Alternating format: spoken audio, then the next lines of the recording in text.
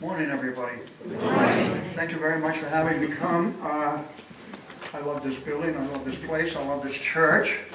And I'm sure you all know that the pastor of the Pilgrims, Pastor John Robinson, has been accused of being the founder of the Congregational church. You guys are all here, it's his fault. It is good to be here. By the way, my wife read her scripture off a piece of paper, because this is the Bible I use, and it was too heavy for her to carry up to the pulpit, so we put hers on a piece of paper. But this is a very interesting Bible. It's called the Founder's Bible, and in it we have all the parts of our history related to biblical scripture. And a lot of contributors participated in making this Bible. It was edited by a gentleman by the name of David Barton. I don't know if you know who David is. He owns the largest collection of historic books. He's in Dallas, Texas. But he had a person come in here that was an expert, and he put this stuff in here on the Pilgrims and on Jamestown and on the local law that we have. That gentleman's name is Dr. Paul J. Lee. So Dr. J. Lee contributed heavily to this Bible, and this is the one I do use. But I usually keep it in my office, so I don't have to walk around with the thing. It does weigh quite a bit. You might notice how I'm dressed. And there is a reason for this. This is the way a pilgrim would have dressed back in the 1600s, so I dress the same way. And the reason I like to do it, I like people to know the Pilgrims didn't always dress in black, brown, and gray. They actually did wear colorful clothing. Not only that, by the way, I've been doing this 17 years. The first year I did this, I wore wool. The Pilgrims wore wool. I lost 35 pounds. So if anybody would like one of these costumes, give my wife a call at the museum, we can get you one. Great way to lose weight. This is why I do dress like this. Folks, my wife and I run a little museum right down the street here on Summer Street called the Jenny Museum. At the Jenny Museum, we tell the faith story of the Pilgrims, unapologetically. And the reason we tell it is because it's the truth. And even when we get public schools coming, we tell them the same story. And then we tell the teachers, if you got a problem with it, look, it's the truth. You don't have to believe what they did or why they did what they did, but they did it because of their faith. And folks, if we leave that out of the story, we're telling a false story. Yes. And my wife and I are very happy to do that. We started doing it by running the Jenny grist mill for 10 years. At that time, my name was Leo the Miller. So I ran the mill for 10 years. Of course, we no longer run the mill. We have our own museum now, so they had to change my name. They now call me Leo the Husband. And this is the reason why in our museum we are building an exhibit called Family, Cornerstone of Society, where we talk about the importance of the family. So I am now Leo the Husband. Of course, the question would be this: am I qualified? I believe I am. My wife and I have been married for 45 years. On the other hand, you may want to ask her. Always good to confirm. So, folks, I'm sure you know that where we're located by the Jenny grist mill is the original site of Plymouth Plantation. Plantation was not built over here then. It was built right in downtown Plymouth along Town Brook. So what Nancy and I do is we do a walking tour along Plymouth, along the original site of the plantation, where we tell the people all the things that happened at the plantation. And again, we tell a faith story, which is kind of unusual, which is good though. By the way, our tour is the #1 tour in Plymouth on TripAdvisor. Not because I'm good at it, because I tell the truth. And people are looking for the truth. And I'll be honest with you, even secular people, people who are not of faith, want to know the truth. They don't want to be fed a story like they're children, like they can't handle it. They want to know the truth. So we tell them the truth. And we've got some very interesting stories down there.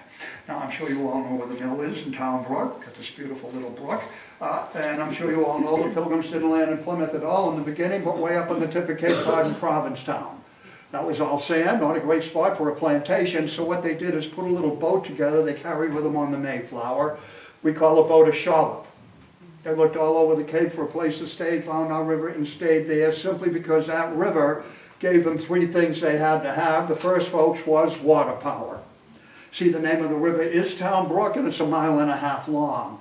But in 1.5 miles, it drops 80 feet. Good place to put a mill. Such a good place. We had 14 mills on the river within 1.5 miles. But also keep in mind, the Jenny Mill is the site of the oldest mill in the United States. Originally built in 1636. Now, second thing about our river, if it never rained in Plymouth again, the water level will never drop, folks. Our river is spring-fed. We have a constant flow of water coming out of the ground. The ground in Plymouth also has sand in it. When the water comes up through the sand, it is filtered.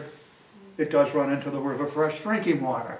They got drinking water and water power. But you folks are all smart. You know sand's good for filtering, not good for growing corn. Folks, we have to fertilize heavily, and the river supplies that. Our fertilizer of fish, we call them herring. Herring live in the ocean, but when they spawn up in our pond. Every spring they migrate by the mill. Pilgrims take them out of the river, put them in the ground, fertilize and grow the corn. Oh, they did go upstream for 6 weeks this spring. Yeah, we had a little over 165,000 fish go by the building. Folks, for 6 weeks you cannot see the bottom of the river. It is solid fish. They got all the fertilizer, water power, and fresh water they could use, all supplied by one river. Not a bad place to put a plantation. Well, especially if you consider they were 200 miles off course. I got to be honest, I tell that story to an awful lot of people. People look at me and say, boy, were they lucky or what? You know what I say to them? Or what?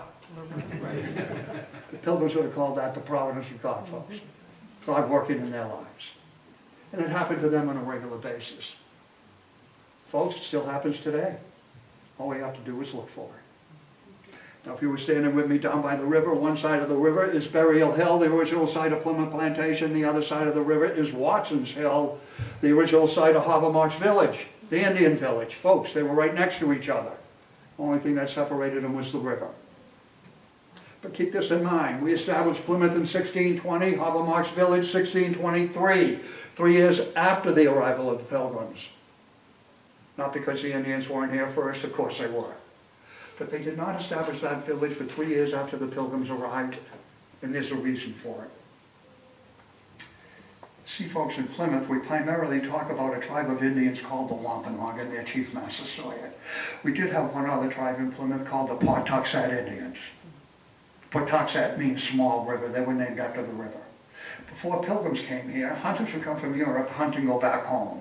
On occasion, they would invite Indians aboard their ships to trade with them, capture them as slaves, and take them back to Europe. One of those Indians' name was Squanto. Squanto was a Pawtuxet Indian. He was invited aboard a ship by a hunter by the name of Hunt. Can't make this stuff up, can you? Hunt takes him back to Europe. He escapes to a monastery, learns English. 6 months before the Pilgrims come, he comes back on another ship to discover the Pawtuxet Indians wiped out by a plague. Well, he went into mourning with Massasoit and the Wampanoag. 6 months later, the Pilgrims arrived. He became the interpreter between the Pilgrims and the Indians, folks. That's the only way they could communicate. Governor William Bradford did refer to him as a special gift from God.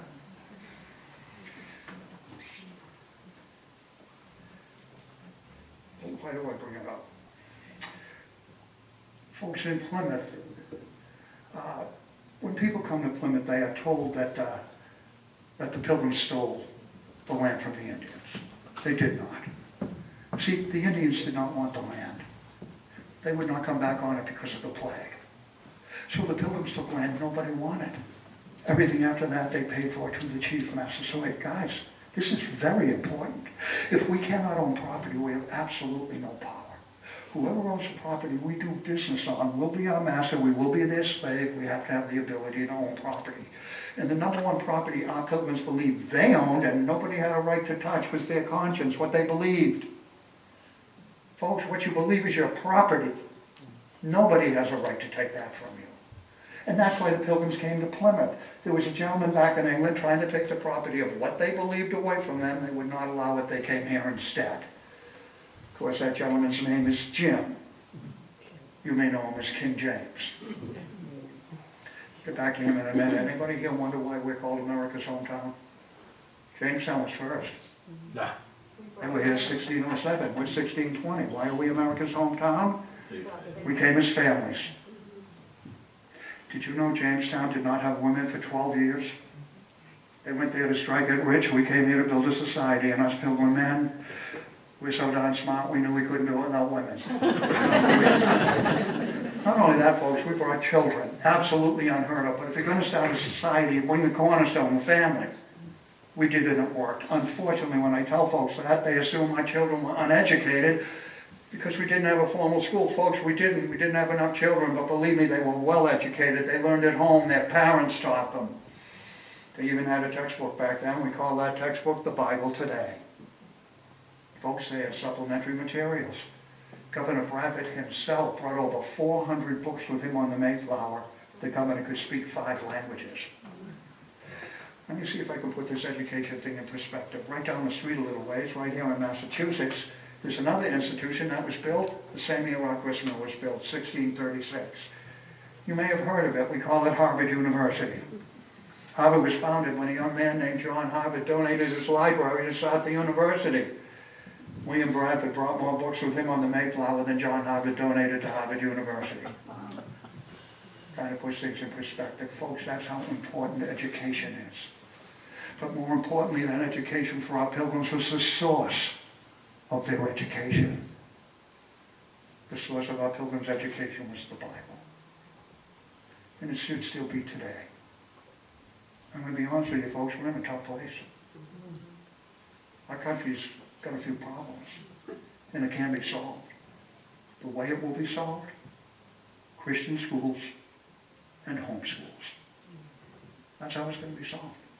Because they'll learn the right education from the Bible. So important. Okay, let's get back to King James. So what problem did they have, the old Pilgrims have with King James? Well, he was the King of England and the head of the Anglican Church. Folks, when King James set the law in England, he set the law for everybody. Everybody in England sat under the same rule of law, except King James. He was above the law. He didn't have to follow his own law. Not only that, folks, if you belong to his church, the Anglican Church, and you wanted to pray, knock your lights out, pray all day long.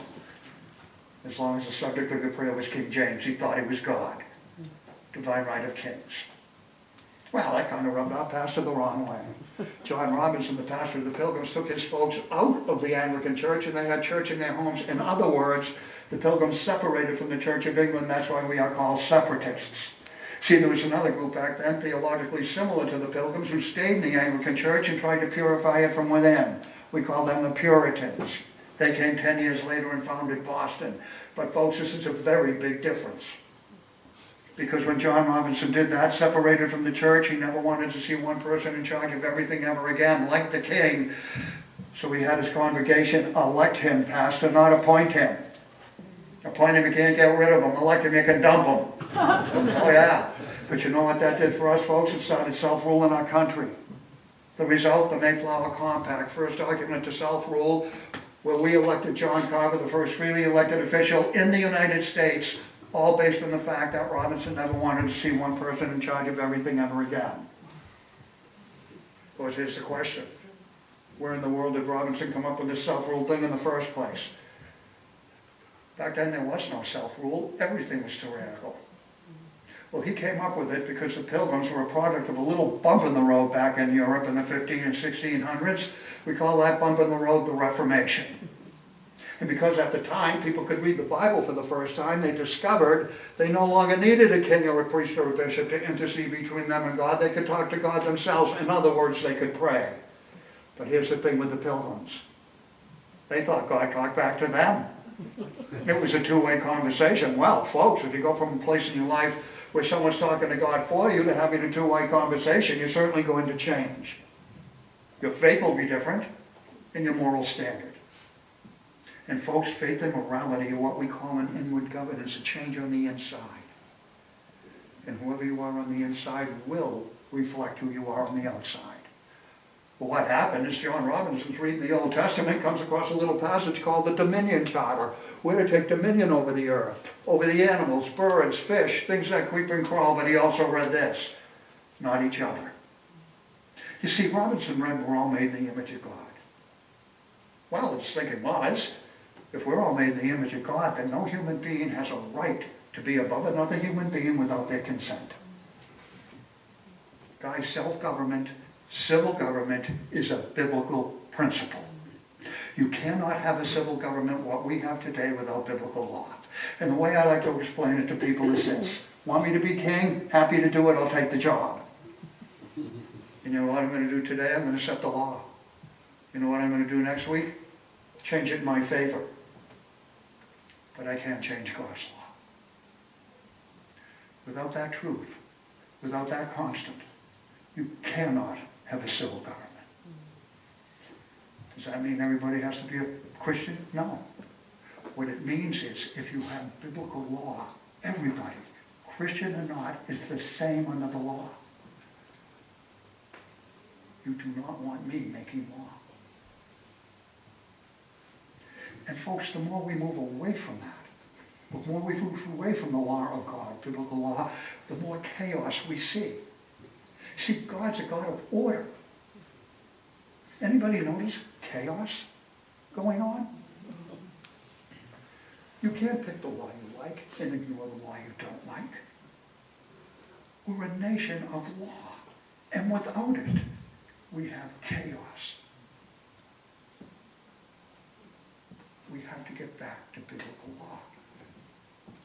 Why am I talking about 51 people changing the world? Because 51 people changed the world. That's less people than are in this room. Folks, if you think you don't have enough pull to change the world, get over it. You're wrong. We need to stand up and change the world. We're very unusual here in Plymouth. Here in Plymouth, I could show you a statue of William Bradford, the governor. I could show you a statue of Massasoit, the chief. 2 women. In no colony in our country will you see 2 statues of women other than Plymouth. That's how much we honor our women. We have a statue of the Pilgrim Maiden representing 14 single women that came on the Mayflower. And a statue of the Pilgrim Mother representing the 18 married women. Did you folks know that when we originally left Europe, we had 2 ships? One called the Speedwell, one called the Mayflower. We owned the Speedwell, we leased the Mayflower. Speedwell picked our friends up in Holland, brought them to England, met the Mayflower, and came over. When they left England, the Speedwell leaked twice. They had to sell it for half what they paid for it, lost their investment. 20 of the original passengers had to stay behind and they left late. When they landed on the tip of Cape Cod, they had run out of food. The men looked around the Cape, found a statue of corn buried in the ground by the Indians, and they took it. Folks, they did not steal the corn, they borrowed it, they paid it back later. Had they not taken the corn, they never would have survived. Because you see, by the end of that first winter, they were doling out a 1/4 pound of cornbread per person per day to survive on. So as you can well imagine, the mothers took their bread and fed their children. They covered their children with their own bodies to keep them warm. Of those 18 married women, 14 died the first winter, sacrificing themselves for the next generation, knowing if they did not survive, we would not survive. And written on the back of that statue, it says, they brought their families in a sturdy virtue and a living faith in God, without which nations perish. And while the women were making that tough decision, the men were making another one. Hold back some of that corn. If they had no seed for the first season, nobody would have survived. They called that the starving time. I'll be honest, folks, when I tell that story to people from all over the world, I get some pretty unusual reactions. One of them is, why in the world would a group of people like this do what they did? What would cause somebody to do this? Of course, another question is, how do you pick 20 people to stay behind when your boat leaks? They didn't have to. 20 volunteered. You see, those first 2 starts were very rough. 20 had no problem staying behind. One of them was not William Bradford. When that event took place, William Bradford said this, like Gideon's army, the Lord thought us too many for the task at hand and cut our number down. And he got on the boat. In other words, he was saying, if you're not committed, stay home. And at the end of that winter, as Captain Jones got the Mayflower ready to sail back to England, he turned to those 51 remaining Pilgrims and he looked at them and said, I want you on my ship. I'm taking you home. I can't leave you here. Not one got back on. But I will tell you this, when that ship left and disappeared over the horizon, those 51 Pilgrims sat on Plymouth Beach and they fell on their knees and they wept. The last bit of civilization as they knew it just disappeared. So again, why did they do it? Folks, they did it for you. They did it for me. They did it to pass that biblical law to the next generation. That was their commitment. And we need to stand by ours. See, folks, what we do in the museum is we tell a human story. I don't like textbooks. They're boring. I like human stories. And that's what we tell, warts and all. Were they perfect? Of course not. But they wanted to be better the next day than they were today.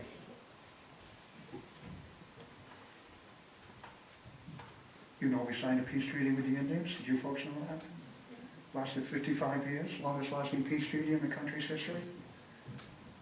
We signed that peace treaty with a gentleman named Massasoit. Massasoit was the chief or the Shechem of the Wampanoag Indians.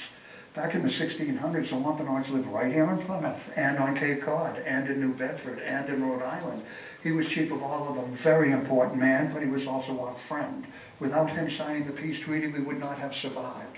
But also keep this in mind, 3 years into that peace treaty, Massasoit was at his camp in Rhode Island. The man had the plague, he was dying.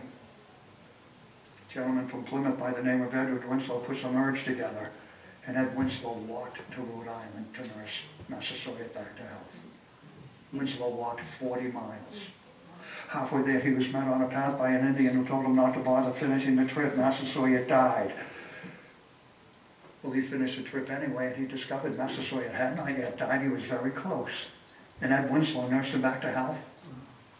From that day forward, they were great friends, and that peace treaty was even stronger. Now we'll move ahead 50 years. 50 years later, we had the King Philip War, folks.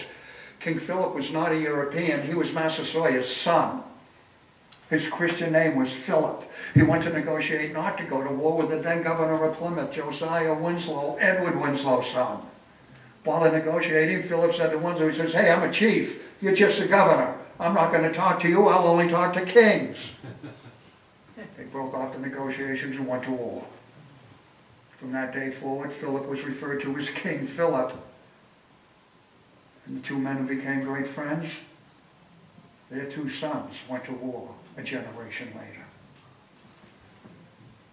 That's how important passing biblical education to the next generation is. That education skipped that generation. And what is the result? The largest percentage of population was killed in the King Philip War than any war in our country's history. And it could have been stopped. That's how important education is. Edward Winslow could have stopped that war. And so could have King Philip. Why did my wife read the passage on love? Because, folks, we can put anything we want together. We can have a civil government. We can have self-rule. But without love, it means nothing. I give talks on economics. I didn't want you all to fall asleep, so I'm skipping it. But anyway. And I love capitalism. I think it's the best system in the world. I love to be able to make a lot. I also have no problem failing. I'm okay with that. But if I don't do it with love, I'll take advantage of you. Great system, but we have to love. And that's what we're trying to teach the people here in Plymouth. That's the story in Plymouth. We didn't hate the Indians. We did not get along. We came as families. And we beat things because of our economic system, we changed the world, going from socialism to capitalism. The Pilgrims tripled their production. Never had a starving day after they did that. Incredible people. Well, they did have one little bump in the road after that little capitalistic thing. See, they went from socialism to capitalism, tripled their production. Didn't have a starving day after that, except for another little bump in the road, a drought. For 2 months on Plymouth Plantation. On Wednesday morning in July, 90 degrees, not a cloud in the sky, Governor William Bradford turned to his people and he said to them, we need to get on our knees, we need to ask God what we've done wrong. And they began to pray. 9 o'clock, nothing. Noontime, not a cloud. 4 in the afternoon, a little cloud right above the plantation. And at 6 o'clock, it began to rain. And I do not mean the kind of rain we're used to here in Massachusetts and nor'easter where everything gets knocked over, but a soft, gentle rain fell on Plymouth Plantation for 2 weeks. And the crops were saved. Somebody went up to the governor and said, hey, Governor, what'd you talk to God about? What'd you pray about? He said, well, you know what? Maybe, just maybe, we thought all the success was us. We were no longer humble. And they had a visitor when that event took place. That visitor's name? Hobbamock, the Indian chief. Hobbamock went up to the governor and said, you know what, Governor? I like your God. I just watched him save your crops. And Hobbamock became a Christian. And that is when, 3 years after the Pilgrims arrived, he built his village across the river so he could be closer to his Christian friends and his Christian God. Folks, if I should shut the heavens so it will not rain, or command the locusts to devour the earth, or send pestilence amongst my people, and if my people who are called by my name will humble themselves and pray and turn from their wicked ways, then I will call on heaven, forgive their sins, and heal their land. Happened with the Pilgrims. It can still happen with us. Folks, you are in the greatest town in our country. The 400th anniversary will be here in 2 years. Let's use the platform. Let's celebrate the faith of our country.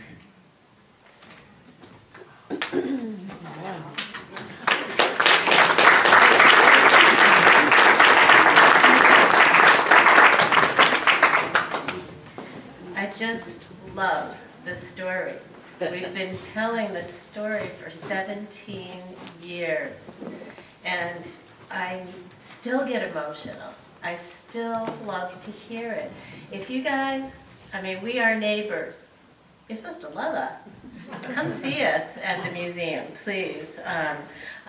I have a couple of things just to say, a couple of events that are coming up that you probably already know. Sometimes you feel like you're preaching to the choir. You live here. The Thanksgiving Parade is coming up on the 16th and 17th. It's only the 2 days this year. That will be the Friday night. They're doing an appreciation night event. It's free. It's different. If you've been before, it's going to be different. There's going to be music and dancing, and you can find all this out on their website. The parade is at the opening ceremonies is at 10:30, and Leo and I are on the committee for the parade. I don't know if you're wondering why I'm telling you all this, but it's really important. It's a great celebration. It kicks off at 11 o'clock at Benny's, and then we are honoring Martin Luther King this year. Coretta Scott King, his niece, will be there, and we can't use the grounds on the waterfront for tents because of all of the pipes they've put in. So we're going to be having Food Truck Alley. That's brand new. Historic Village and the Marketplace in the village, where they'll be selling some of their wares, I believe, the reenactors. Saturday night is the drum and bugle concert. And May 2nd, 2019 is the National Day of Prayer. I don't know how many of you met with us last year at the National Monument, but we're going to be doing it again this year. I don't know the theme or anything yet, but just dates you can keep in your mind. We are celebrating Plymouth at the Jenny Museum in May and October, and there'll be information coming out about that. And then the events for the 400th committee are on their website, that all that they're doing, and Plymouth Rock Foundation is going to be having their events. I have some information on that that I'll have somewhere in here at a table before we leave. So I think that, what? What? Books, oh, yes. I'll have, Leo is an author. I don't know if anybody knows that, but he wrote a book in 2013 called Pilgrim Pursuit of Happiness. You can get it at the Jenny Museum, but I have brought a few. I didn't bring a lot because my method was so that if I didn't have enough and you really wanted it, you have to come to the Jenny Museum to get it. So if we don't have them and you want them, we are open every day but Sunday, so we'd love to see you and show you the museum. So one of our exhibits is the Pilgrim Pursuit of Happiness off of Leo's book, All the Liberties That the Pilgrims Were Searching For. And I will also have Dr. Paul Jaley's book here, Plymouth and the Word of Her Founders, because I believe that there's going to be a study or something that... The Pilgrim Book Group. The Pilgrim Book Group. I have... It's our reading for November. Okay, so you're reading for November. And I think I only have 15. If you need more, guess where you can get them? At the Jenny Museum. So I think that's it. Thank you guys very much for having us here. We really appreciate it. So. Thank you. Thank you.